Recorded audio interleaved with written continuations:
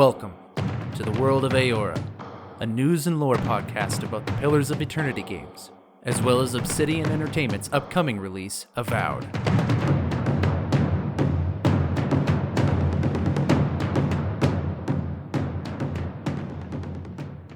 Hello everybody and welcome to another episode of the World of Eora. I'm your host Eric, aka Gingerino42. Thank you guys so much for joining me on another episode today as we dive into the lore, game mechanics, and history of Pillars of Eternity 1 and 2 so that we can glean some insights into Avowed as it undergoes development, as well as just kind of get everyone together to catch up on the lore of the worlds as we embark on the Avowed journey once the game is released. Today, we're going to be taking a look at something called Ondra's Mortar. Now, if you've played Pillars of Eternity 2, you'll know what Ondra's Mortar is, assuming that you've played far enough into the game. I will say, just for the sake of those out there who are wanting to avoid it, there will be spoilers today for the second Pillars of Eternity game, so if you're trying to not have that game spoiled for you, consider not listening to the episode. I will give disclaimers when a spoiler is about to occur, but that being said, I still want to put that here at the start for you. So there will be some spoilers. I'll keep it as spoiler-free as I possibly can, but I just want that warning out in the front.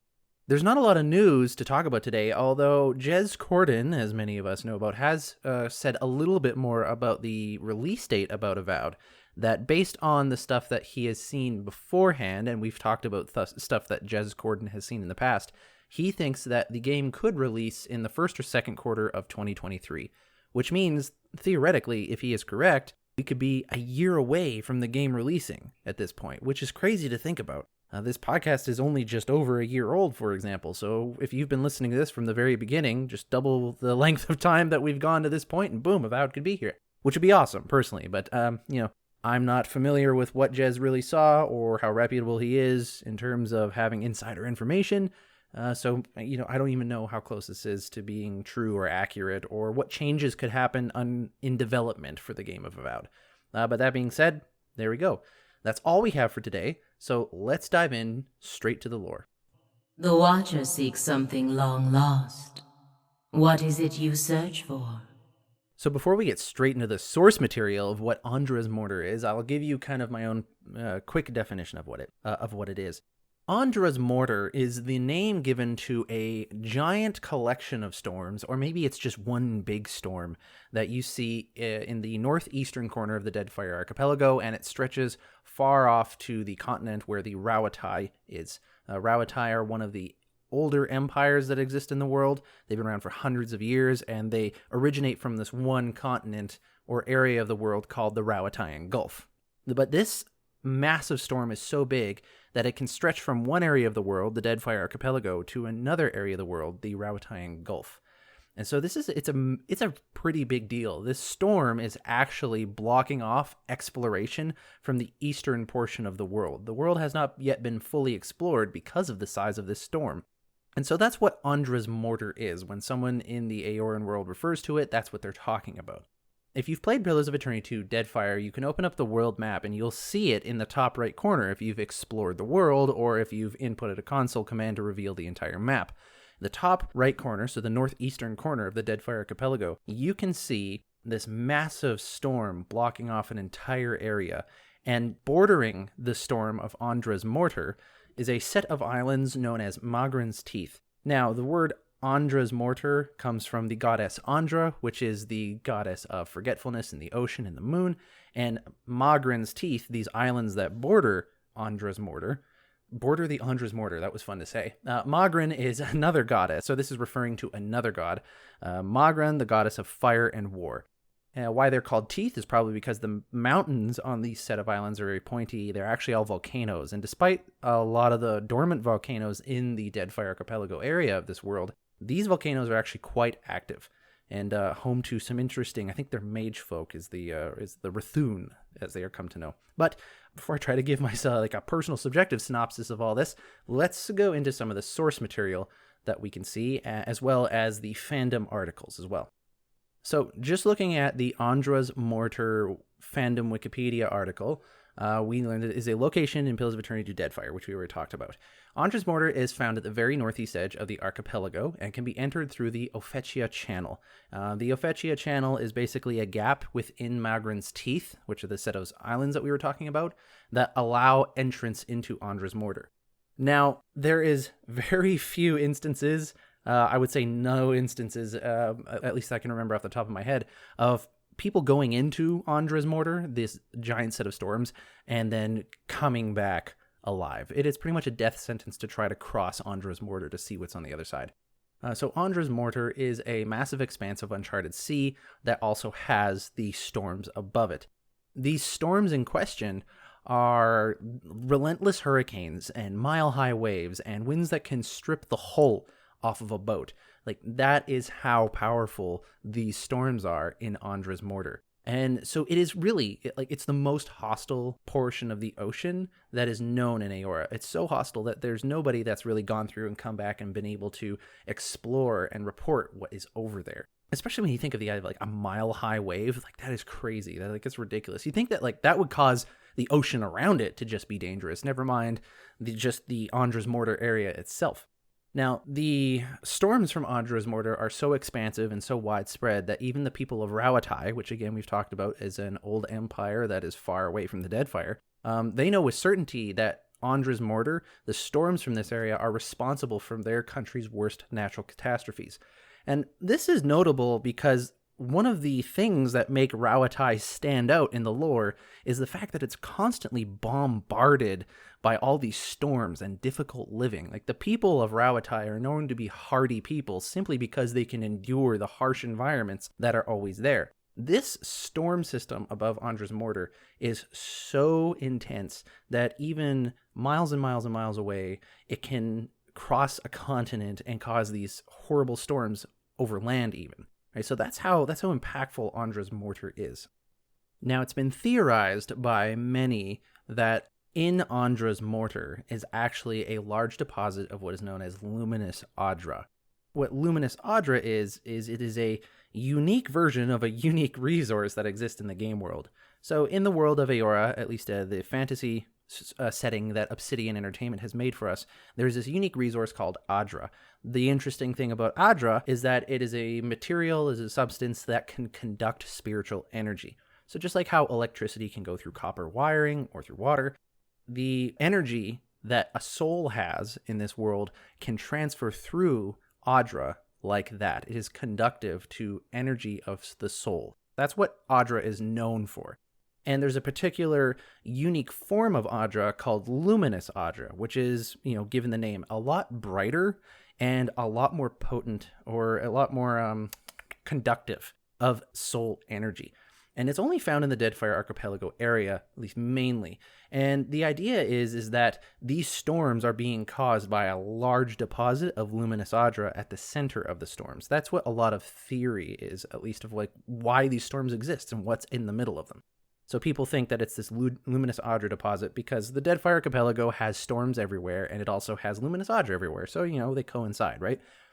Which is part of the reason that the Rauatai and the Valian Republics, which is another empire of peoples in the world, are really interested in getting into Ondra's Mortar and perhaps plundering all the luminous Audra there, because it is a huge source of trade and commerce. To be able to have a source of luminous Audra, you can establish yourself as an economic powerhouse.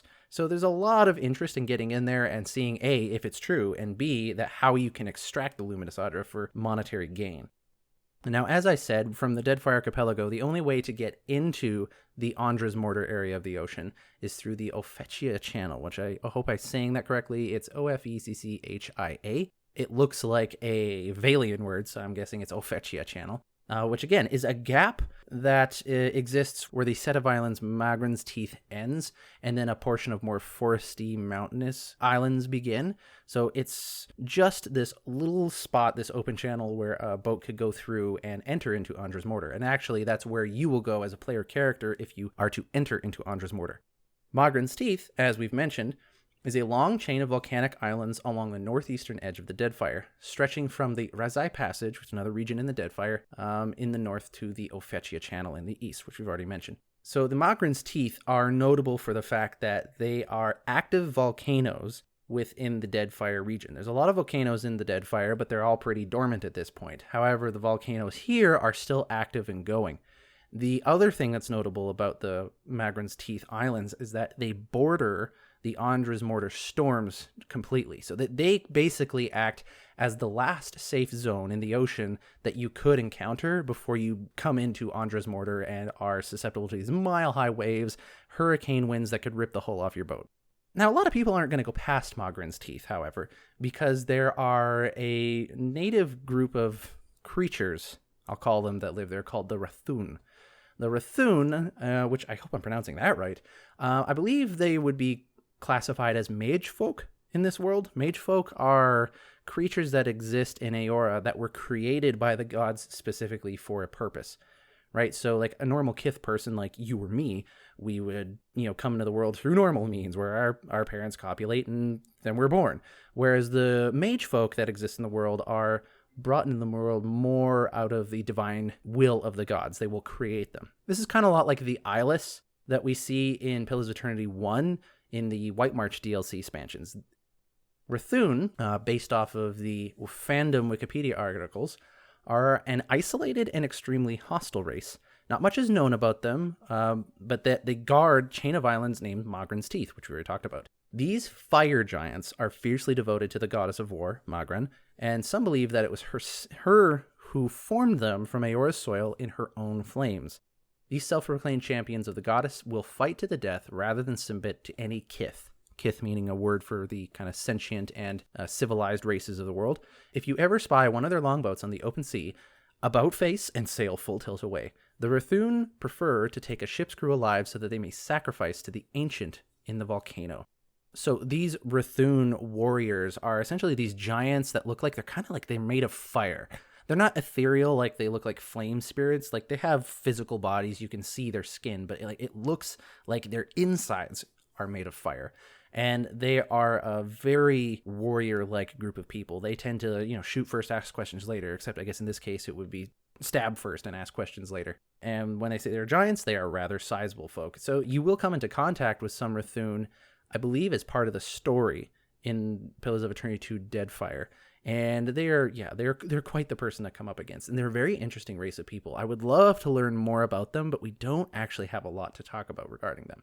Except for the fact that they live on Mogren's Teeth, and they are supposedly created by the fire war goddess Mogren herself, and that they're there to really protect the area. So they're safeguarding people from entering onto these, what I'm sure they would consider a holy land of Mogren, but also getting past the islands into Ondra's Mortar, and then further into the ocean to see what's there. And so we're starting to see that there's a lot of divine attention that's going on in this area. We have this storm that is over a space in the ocean that's referring to the goddess of forgetfulness.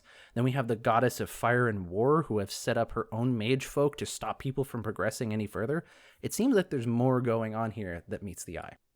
And before we get into any of the real spoilery stuff about Ondra's Mortar, let's stop and go into the Pillars of Eternity 2 guidebook, which is the official book that Obsidian has produced that talks about all the lore that we see for Pillars of Eternity 2 Deadfire. If you have the game on PC, you might be able to find this book in your game files. And this is what it has to say about Ondra's Mortar. This massive expanse of uncharted sea is home to constant storm activity. Between the relentless hurricanes, mile-high waves, and winds that can strip the hull off any boat, Ondra's Mortar is the most hostile length of ocean known to Eora. Attempting to make the voyage through the storms to whatever sea lies beyond is nothing short of a suicide mission. The storms of Ondra's Mortar exert a deadly force on the surrounding waters, as winds and currents stir themselves up into naturally occurring storms that radiate energy of Ondra's Mortar feeds them. So it sounds to me that the storms of Ondra's Mortar, which is the name to the expanse of sea, not the storms themselves, they are being fed this radiating energy that comes out of the sea, right? Because it says here that they stir themselves up naturally occurring storms that from the radiating energy of Ondra's Mortar, which is the expanse of sea, evolving otherwise insignificant wind systems into fierce and unrelenting hurricanes. So it seems like just normal weather systems that are there are like very exaggerated by the energy coming out of the sea there. So is there something beneath the ocean? Like what's causing that? The people of Rautai know with certainty that Ondra's Mortar is responsible for some of their country's worst natural catastrophes, though such storms must cross a continent to assault their distant coasts. And again, this just gets across the idea of how massive this storm system is, or these system of storm systems, that it has to cross an entire continent before it can affect the Rauatai Gulf. And it is able to do so, and has done so. Since the Deadfire's arguably most prominent, unique, and mysterious characteristic is luminous Audra, Rauataian scholars believe that Audra was somehow responsible for the chaotic conditions around Ondra's mortar. It is widely speculated that somewhere in the midst of those storms lies a wealth of luminous Audra greater than any found in the Deadfire. The inaccessibility of the region means that no one can say for sure, though Rauataians and Vailians alike keep a close eye on Ondra's mortar, in case the storms should ever abate or an opening appear. Can you imagine what that's like? Like the Rauataians and the Vailians are two very big empires in the world at this point, and they have a lot of power and wealth. And keeping an eye on what is big in trade and what is pushing forward the newest technologies in animancy or what have you is going to be important if you want to stay a big runner in the world economics and the world political powers. Noting or theorizing that there is a large deposit of luminous Audra in the middle of the storms means you're always going to want to pay attention to the storms. So you always have to divert some of your navy, some of your military, some of your political power or what have you to keeping an eye on these storms and researching them from the outside and finding a way if you can perhaps penetrate the storms, or wait to see if there's ever an opening in the storms and what might cause that. These two factions alone are going to constantly be observing the area just in case one day, poof, the storm disappears for whatever reason. Or, hey, we found a straight channel that goes through the storms for whatever reason. So this is something they're keeping an eye on constantly. Even if the storm ceased at once, the seas of Ondra's mortar represent several days' worth of travel in uncharted waters, and few ships would willingly make the journey. Without a bearing to guide their path, an expedition would likely end in the total demise of the crew by starvation or malnourishment, factoring in no other considerations or variables. This just gets across the large expanse that is covered by Ondra's mortar. And I don't know if they know how large the oceanic storms are because they've circumnavigated the globe and they know how far it is on the other side, or if they have by other means been able to find how big the storms are just by kind of going across, like, say, a north to south expedition along its borders. Maybe they're able to guess how wide it would be by looking at how tall it is. I don't know, but they do know that it is a sizable piece of ocean with massive storms over it. In fact, in other places in the lore, within the same book, it says that if the Ondra's mortar storms were to cease all at once, crossing the distance without a clear bearing, it says here would take weeks or months of hard travel through uncharted seas. Although what we just read says it would take days of travel. So there's a little bit of inconsistency there in this book alone. But I guess it depends on if the lore is being written from the perspective of different characters within the world. Now, something as big and notable and as long-lasting as Ondra's mortar and the storms that accompany it make its way into the local culture. So, for example, in the Deadfire Archipelago, if you commit a crime in this group of people called Principi Sen Patrena, which is basically a kind of confederate of pirates, groups of pirates that have formed a sort of government together, they have a punishment called Clusa's Voyage, which essentially is if you commit a crime that is unforgivable, and not even worthy of merely exile, but worthy of death, a punishment that will be issued to you is called Clusa's Voyage. What they will essentially do is they will strip you of your clothes, your color, and everything else, and they will be thrown into the sea. They'll put you into a small rowboat, like a dinghy, with 3 days worth of rations, and that you have to row directly into the storm. Right? So there's very little hope of your survival. There's technically a chance that you might survive, right, if the gods smile upon you or something like that. So I'm sure that's their way of trying not to anger the gods, but, also ensure that someone dies.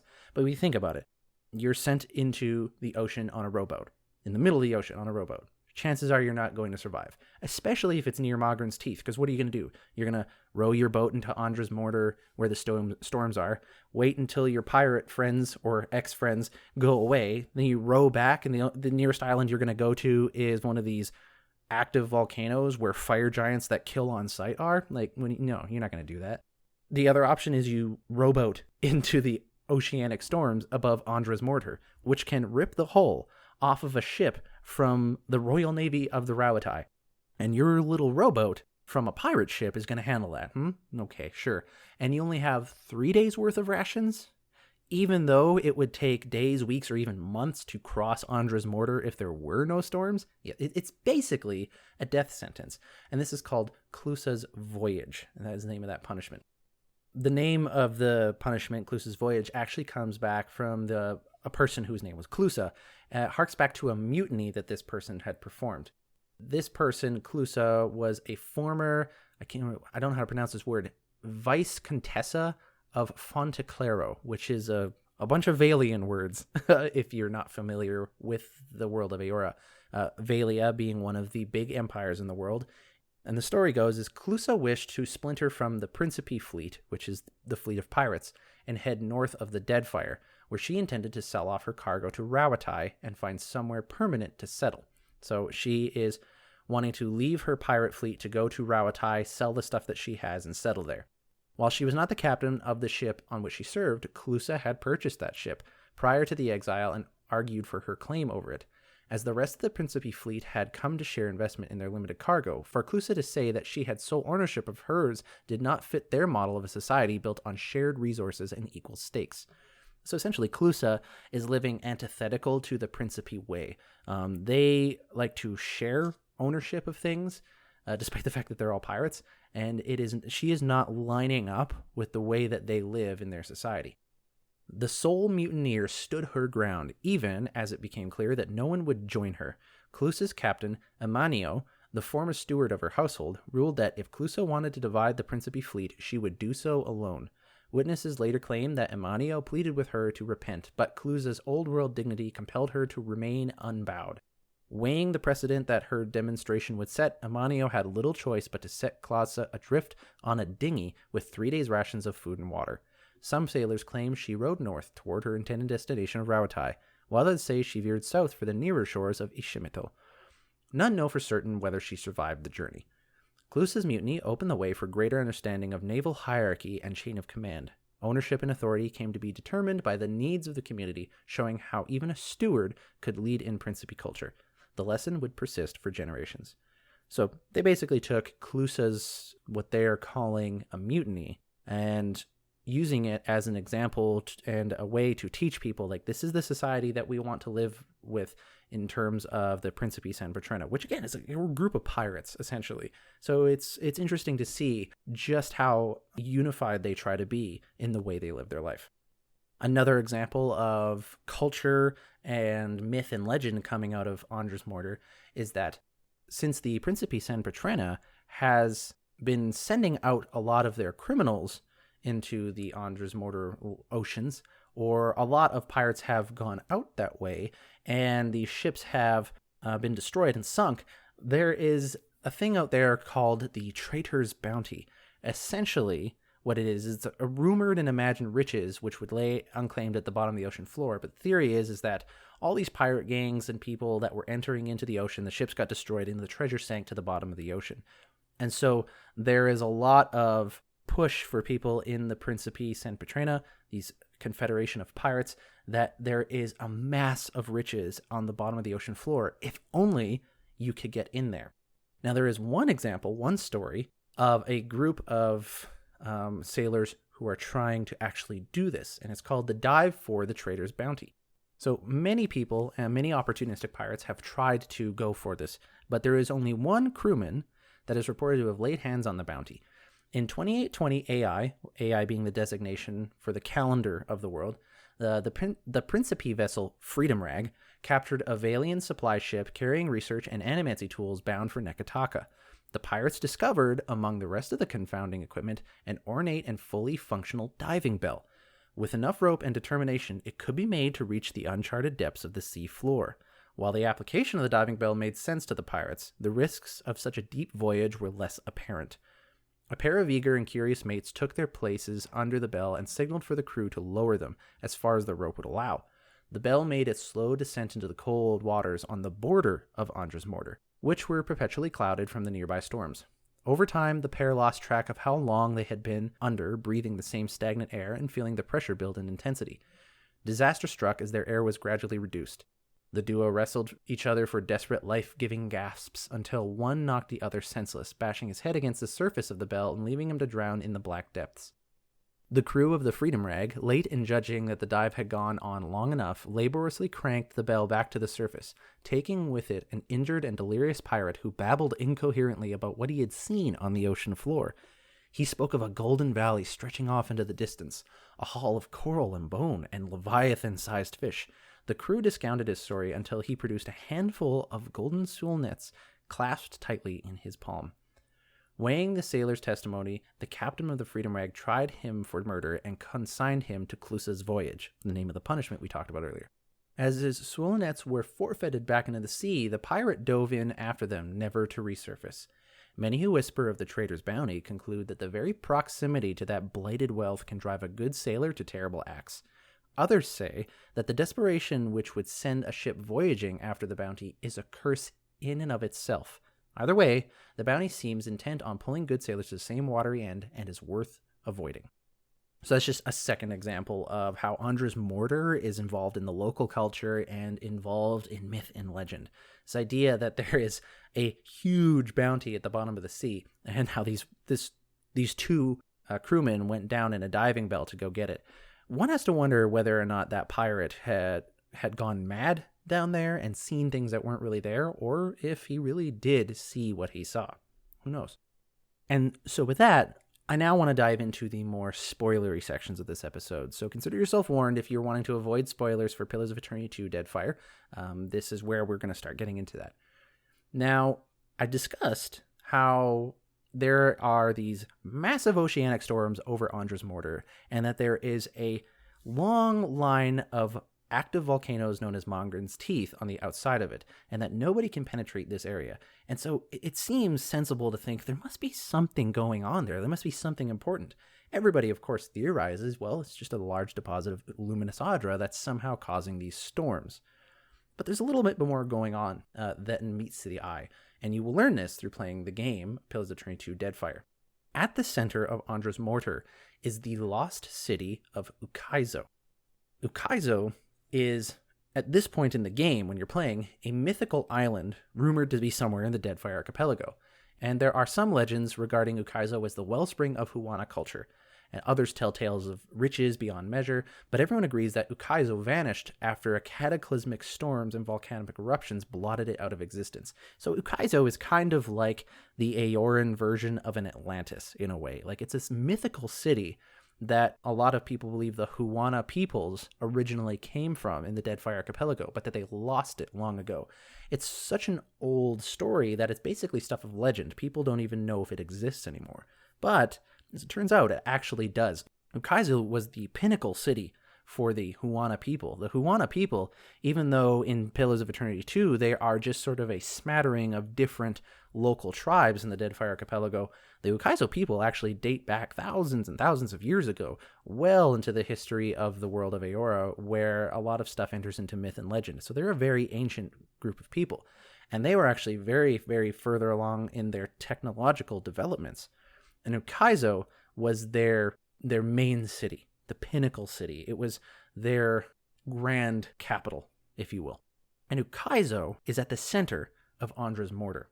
Now, why is Ukaizo at the center of Ondra's Mortar? Well, there's a lot to discuss there, and Ukaizo itself is worthy of an episode, so I won't dive into every little detail about the city. But, long story short, this is how it goes. The Huana peoples are living in Ukaizo, and they are thriving. At some point in Huana's history, the Nguithans, another large society of peoples based off of a continent further, I think, west from where they are, come to Ukaizo. And so these Nguithan peoples come to the Huana peoples at Ukaizo, and they propose to build this giant machine which essentially regulates the wheel. The wheel is the name that is given to the cycle of reincarnation that exists in the world of Eora. So as the wheel turns, so do souls enter and exit into the world of Eora. A Kith person will die, their soul will detach from their body, it will go into the great beyond where the gods are, and then at some point it will return from the beyond where the gods are and into a new body. And this cycle of reincarnation is called the wheel. Well, the Nguithans, they learned, and this is some major spoilers for Pillars of Eternity 1, so if you're wanting to avoid major spoilers for Pillars of Eternity 1, perhaps skip from here on out. But to be fair, if you've played Pillars of Eternity 2 Deadfire, you will learn this massive spoiler at the very start of that game. So if you're already okay with these spoilers, you're probably already okay with that one. But anyways, the Inguithans learned that there were no gods, or essentially they came to the conclusion that there were no gods through the use of a science known as animancy, which looks at the past lives of the soul. They somehow concluded that there were no gods to the world. There were no creators. There was nothing there. Whether or not that's actually true, we don't know as players, but the Inguithan people believed it.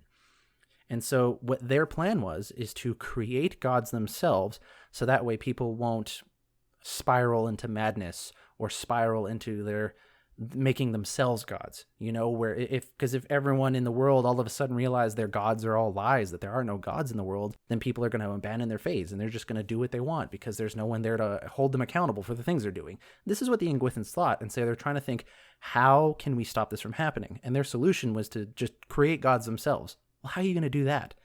Well, with the help of the Huana, they're thinking, they can build a machine that will funnel all the dying souls into one area, and they can use this as a way to regulate energy to feed the gods that they create. How they create the gods themselves is another story.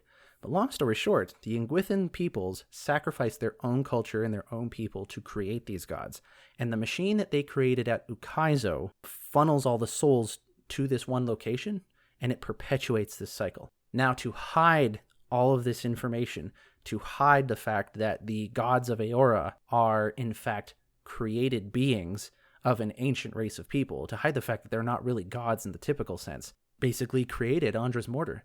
And we know this because at the end of the game, when you go to Ukaizo and you go to confront Aethys in his titanic form, Aethys being the god of redemption and light and so forth, you go to confront him, and as part of that, you go to this large tower called Ondra's Spire. And on this spire are a set of controls. When you turn them off, the storms stop. And so the idea is that these storms stopped people from getting to the city, as well as the creatures that existed on Mogren's Teeth, as well as a very special guardian known only as the Guardian of Ukaizo, which is kind of the melding of 3 dragon souls put together into one machine. I know, we'll talk about that some other time.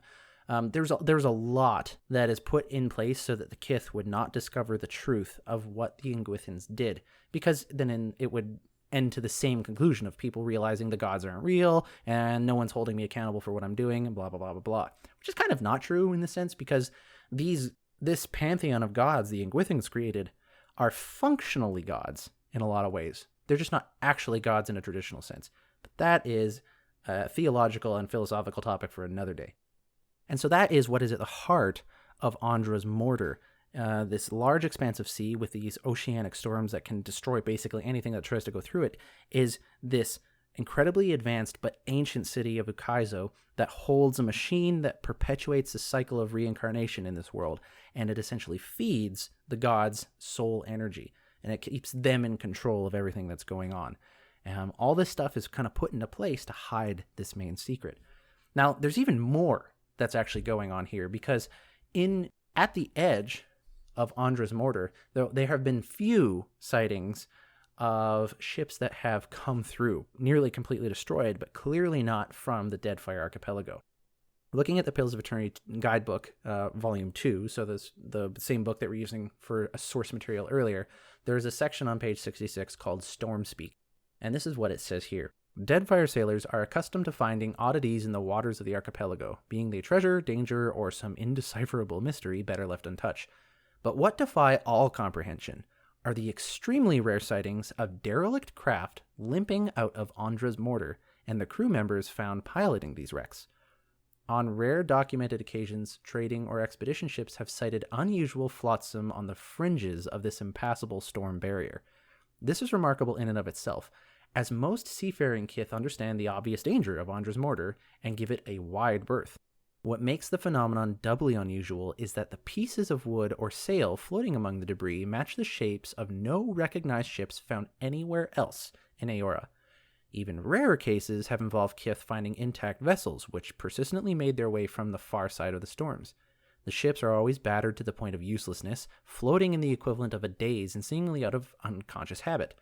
Their craftsmen have struck hardened sailors as being especially well made and intuitively designed, but none have stayed afloat long enough to be retrieved or studied. The occupants of these ships are men and women of fiery red hair and faces of no common ethnicity. Captain's logs chronicling the discovery of these storm-tossed kith are widely contradictory in their descriptions, including embellishments like extra limbs or eyes made of precious stones. In every case of such encounters, corpses are all that remain of these storm-tossed strangers, owing to a combination of wounds taken at sea and malnourishment from a long voyage. And we have one captain's log on the ship Exile's Comfort that discuss this. The ship held herself together by stubborn will or the blessings of the gods. Pick one, as we couldn't grasp what feat of woodwork or resin held her battered spine in place. Her crew was but a single lady, wrists bound what passed for a wheel to keep her upright, though she had long since lost that battle and slumped to her knees. We cut the poor lass down and took stock of her. She wore a wrapping of many-colored threads, and the blade at her side was as sharp as the truth itself. Of course, she was already rotting by the time we had got to her, so we couldn't make out much. She had a second mouth encircling her neck, ringed with sharp teeth. A pair of stubby antlers fanned back from her ears. God-like, or God-cursed. We sailed back toward the fleet and gave her a proper burial, away from the Mortar, which had claimed her. I'll never forget that thing she sailed. Wooden canvas, to be sure, but nothing which I've seen in a shipwright's workshop. She endured long enough to cross the Mortar, which is more than I can say for anything in a Deadfire fleet. So what is all this saying? What this is basically saying, and it's implying, is that somewhere on the other side or within Ondra's Mortar is another group of people living, and that they are coming up with these really, really strong and intuitive designs for ships that can somehow just barely get through Ondra's Mortar to the other side. And they have been described as men and women of red hair. So it's essentially there's a country of gingers that are living somewhere in the middle of Ondra's Mortar. And I'm redheaded myself, so I can say that. That alone is kind of a mystery. We don't have a lot about that to go on, except for this lore that we see written in this book, unless you have the DLC for Pillars of Eternity 2 Deadfire. You can gain a companion known as Reke. Through interactions with Reke, who is voiced by the wonderful Sam Riegel of Critical Role, by the way, you talk to this fiery redheaded person who does not speak your language, but you find him floating in the ocean. You essentially just rescue this person, and you bring him aboard your ship, unless you choose to throw him back in the ocean, I suppose, and he stays among you for a while, eventually learning your language quickly enough.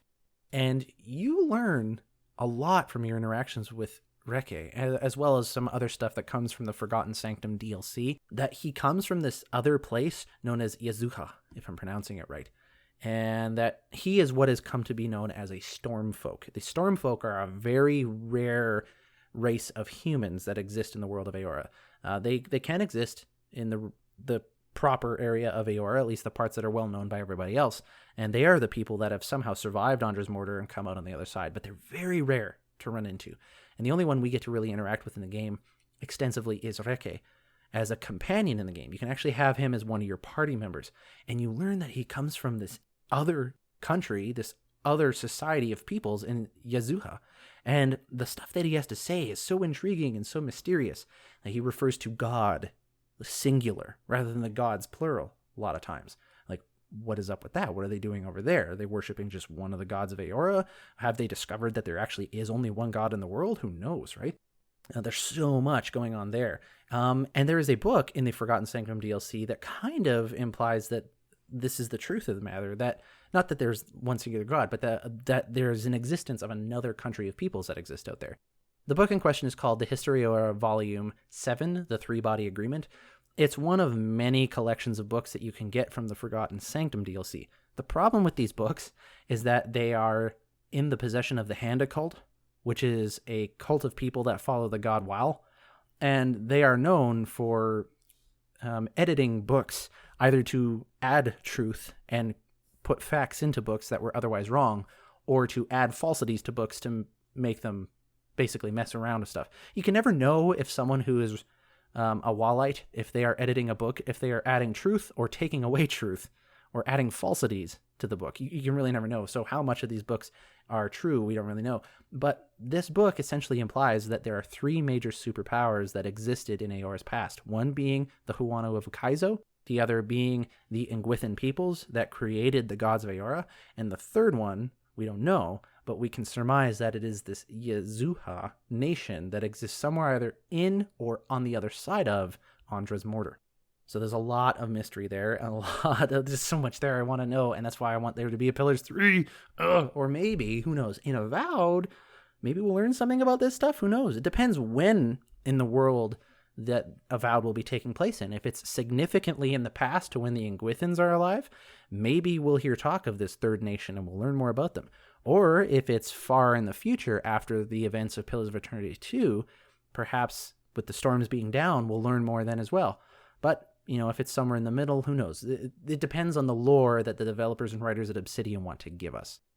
Now, I'm not gonna dive into too much on Yazuha and the Stormfolk people and Ukaizo because they're all worthwhile their own episodes, and there's a lot of speculation, and I want to take the time to give them credit and actually talk about it, and maybe get some people on the show to kind of speculate with me about these people called the Seki and their nation city Lipasalis. Yeah, so perhaps we can get some good speculation going about what is in Ondra's Mortar and stuff like that. But anyways, thank you everybody for joining me on this episode today. That's everything that we have to talk about for Ondra's Mortar, this expansive ocean with massive destructive oceanic storms over it, bordered by active volcanic islands, which are populated by magronic mage folk known as the Rathun that will kill you on sight. The Ondra's Mortar containing the big secret of the machine that perpetuates the cycle of reincarnation known as the Wheel in the lost city of Yokaizo, and it is the end of the game for Pillars of Eternity 2 Deadfire. Thank you guys so much. I really love doing this episode. I love talking about this stuff. This is where we start to get into more of the deep lore or more of the hidden stuff in the games. So I hope you enjoyed the first half for the non-spoilers and the second part for the more spoilery parts. But I'm going to close the episode off now. This is Eric, aka Gingerino42. Thank you guys so much for joining me on today's episode. If you would like to get a hold of me to ask me questions or point out an error in anything in today's episode, you can reach me on Twitter at World of Eora or through email, worldoфeora@gmail.com.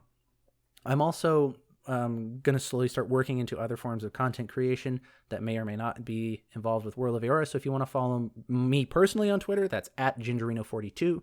You can also email me directly there as well, gingerino42@gmail.com. But yeah, that's it. Thanks guys for joining me. I will catch you next time.